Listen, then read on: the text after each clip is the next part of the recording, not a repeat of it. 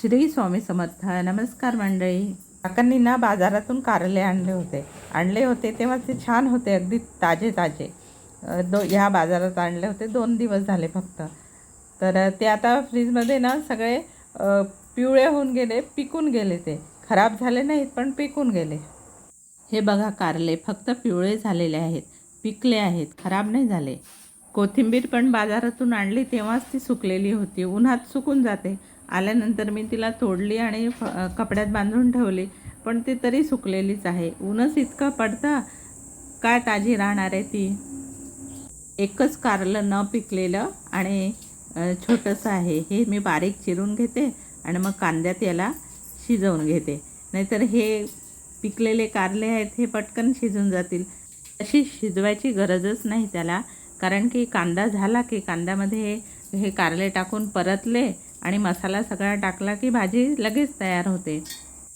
तुम्ही काय करता? पिकले कारले की फेकून देता? मी नाही फेकत, कारण की आम्हाला दोघांनाही कारल्याची भाजी खूप आवडते. मी कधी कधी एखादं पिकलं असलं ना कारलं की ते कारल्याच्या भाजीत टाकून देते, पण ते जास्त शिजतं भाजीमध्ये आणि म्हणजे व्यवस्थित नाही दिसत ती भाजी, मग म्हणजे लागत पण व्यवस्थित नाही. पण हे कारले सगळेच पिकलेत ना, तर याची छान भाजी होईल. आता मी कारले चिरून आणि स्वच्छ धुवून ठेवून दिलेले आहेत. तर कांदा चिरून घेते भाजीसाठी आणि त्याच्या पहिले आम्ही चहा करून पिऊन घेतो. त्या तुम्ही पण चहा प्यायला. काकांमुळे मला पण सवय लागली आहे 2 वेळा चहा प्यायची, एकदा काळा चहा आणि एकदा दुधाचा चहा.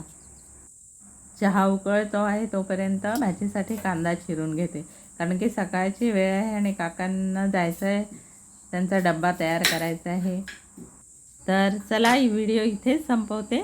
पुन्हा भेटू पुढच्या व्हिडिओमध्ये, कारण की आता मला काकांच्या डब्याचा स्वयंपाकही करायचा आहे आणि वेळ झालेला आहे.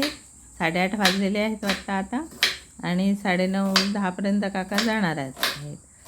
तर आता व्हिडिओ आवडला तर व्हिडिओला लाईक, शेअर आणि सबस्क्राईब नक्की करा. श्री स्वामी समर्थ.